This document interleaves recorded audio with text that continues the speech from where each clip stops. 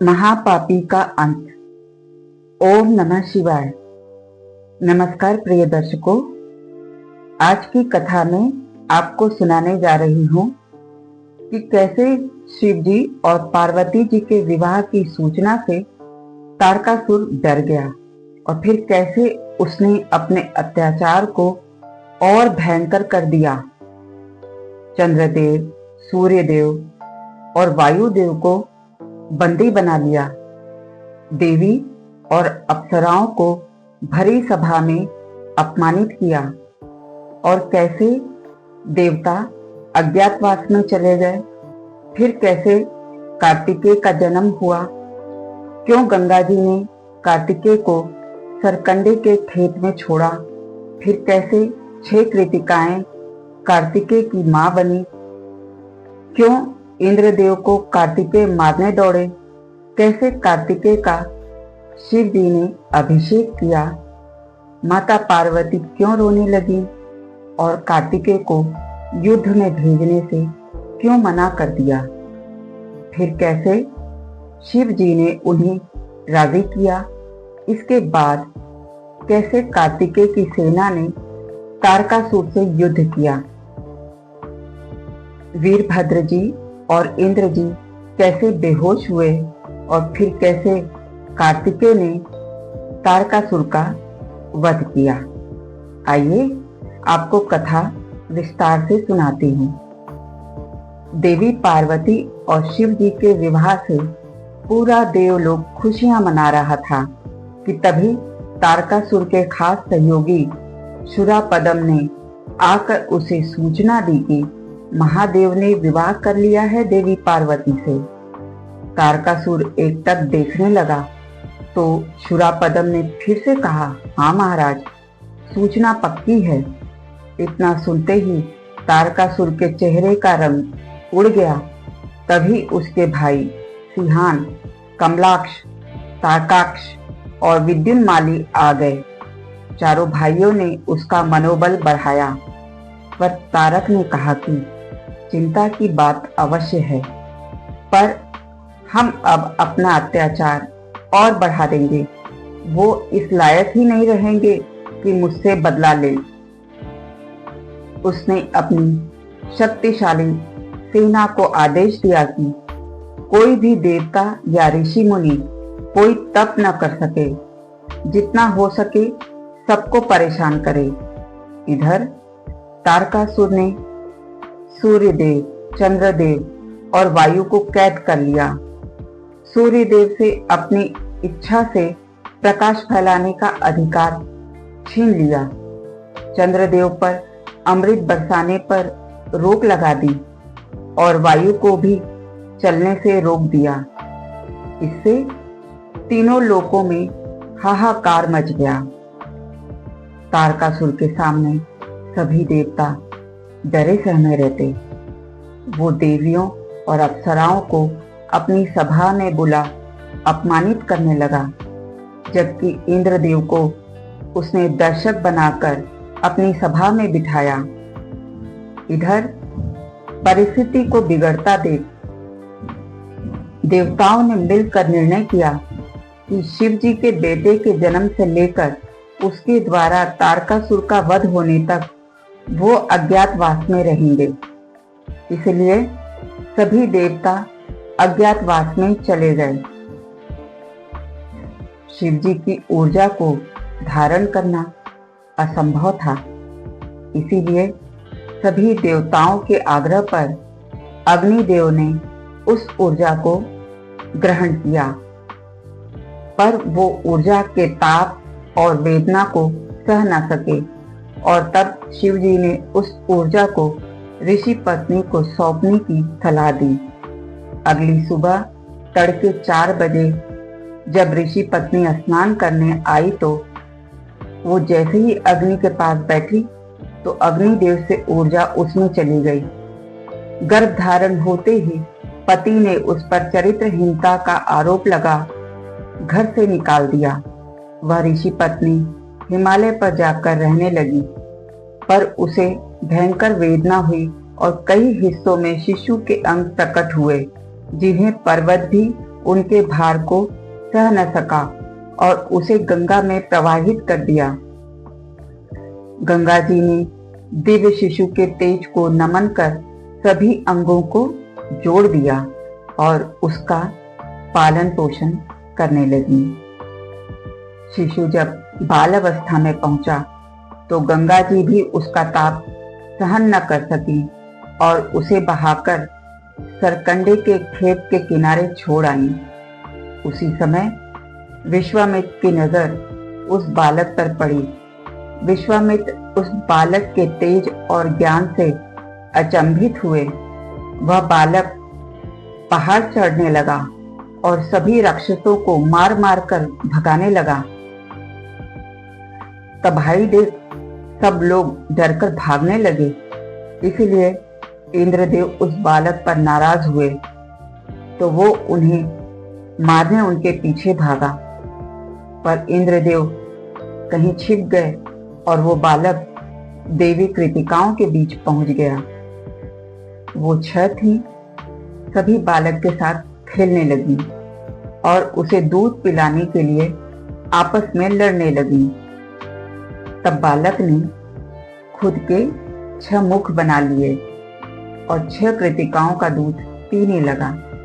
इस तरह कार्तिकेय के 6 मुख और 12 हाथ हो गए। इधर शिव जी को विश्वामित्र से अद्भुत बालक के बारे में पता चला। शिव जी तीनों लोकों के रचयिता तुरंत समझ गए कि यह उनकी ऊर्जा से जन्मा उन्हीं का पुत्र है। शिव जी ने कार्तिकेय को लाने के लिए रथ भेजा। कार्तिकेय अपनी 6 माताओं से विदा लेते हुए भावुक हो गए क्योंकि सभी रो रही थी। कैलाश पर्वत पर कार्तिकेय अभिषेक समारोह का भव्य आयोजन हुआ। हर कोई शिव पुत्र की झलक पाने को आतुर था। कार्तिकेय का शरीर 1000 सूर्य की तरह चमक रहा था और चेहरे पर दिव्य तेज सबको मोहित कर रहा था।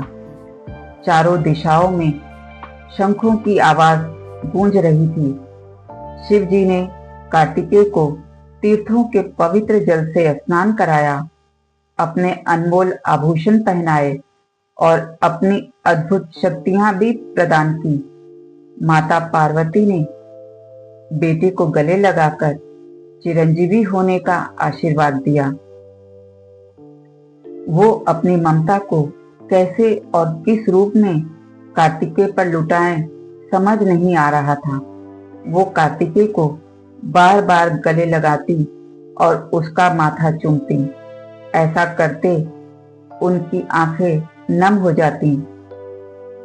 7 वर्षों बाद वो कार्तिकेय से मिल रही थी। शिव जी ने शूल, पिनाक, फरसा, बाण आदि परम दिव्य वस्तुएं प्रदान की, जबकि विष्णु जी ने अपना सुदर्शन चक्र दिया, लक्ष्मी जी ने हार दिया और सूर्य देव ने कवच दिया। सभी देवी देवताओं ने कार्तिकेय को अनमोल दिव्य उपहार दिए। कार्तिकेय ने कृतिकाओं को अपनी मां माना, इसीलिए शिव जी ने उन्हें कार्तिकेय नाम दिया।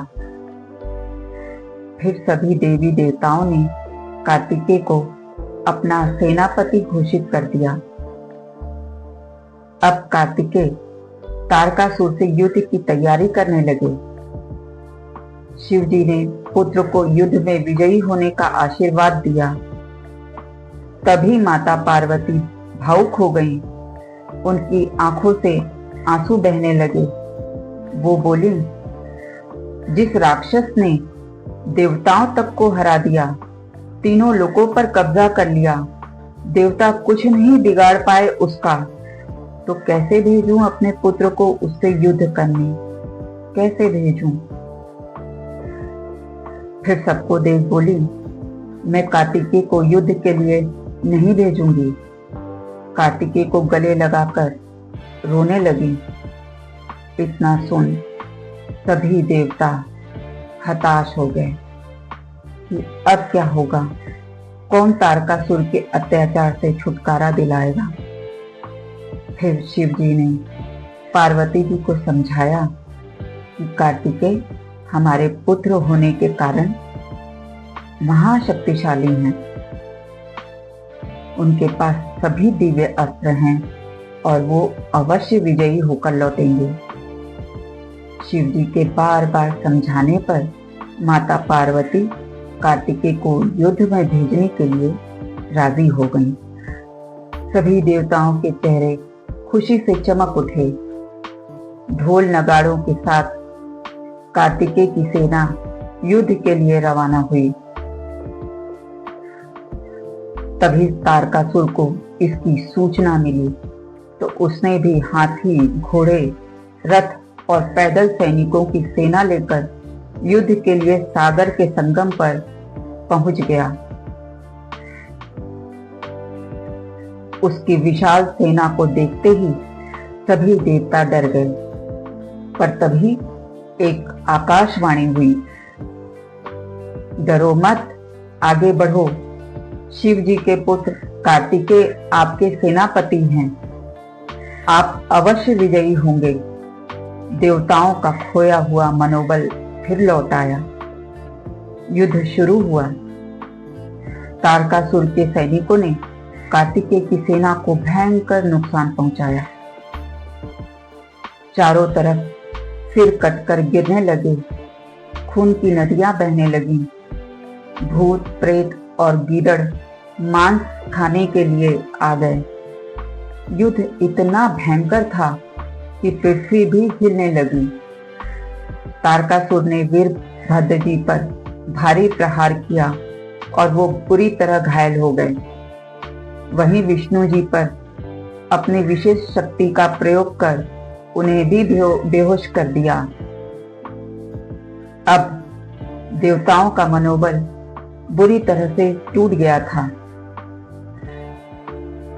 कार्तिकेय को अपनी सेना की दुर्दशा देख बहुत गुस्सा आया और उन्होंने तारकासुर को ललकारा, तारकासुर, तुम्हारा अंत आ गया, मरने के लिए तैयार हो जाओ। तारकासुर कार्तिकेय की ललकार सुन जोर जोर से हंसने लगा और बोला, यह छोटा सा बालक मुझे क्या मारेगा। मैं इस मासूम बच्चे से युद्ध नहीं करूंगा। मैं इतना निर्दयी नहीं हूं कि इस बच्चे की जान लूं। उसने कार्तिकेय को वापस लौट जाने के लिए कहा और बोला, ये सब मिलकर तुम्हें बलि का बकरा बना रहे हैं। कार्तिकेय ने कहा, तारकासुर, तुम अपनी जान बचाने के लिए मुझसे युद्ध नहीं कर रहे, क्योंकि तुम अच्छी तरह जानते हो ब्रह्मा जी के वरदान के अनुसार तुम्हारी मौत मेरे ही हाथों लिखी है। तारकासुर के चेहरे का रंग उड़ गया। तभी कार्तिकेय ने शिव जी और माता पार्वती का ध्यान कर अपनी गदा से उस पर वार कर दिया। तारक गिर गया, पर अगले पल ही खड़ा होकर कार्तिकेय पर वार कर दिया और कार्तिकेय गिर गए। यह देख सभी देवता के होश उड़ गए। लेकिन तभी कार्तिकेय ने अगले पल में ही उठकर उसके सीने पर दिव्य त्रिशूल से वार किया और तारकासुर धम से जमीन पर गिर पड़ा। देवता अपलक उसे देखते रहे कि अभी वो फिर से खड़ा हो जाएगा, पर तारकासुर उठ न सका। उसने दम तोड़ दिया। सभी देवताओं में खुशी की लहर दौड़ गई। वो कार्तिकेय की जय जयकार करने लगे। शिव जी और पार्वती जी अपने बेटे को जीत की बधाई देने युद्ध भूमि पहुंचे और माता पार्वती ने पहुंचते ही कार्तिकेय को गले लगा लिया, जबकि शिव जी गर्व से मुस्कुरा रहे थे। सब लोग तीनों की जय जयकार करने लगे। ढोल नगाड़े की आवाज तेज हो गई।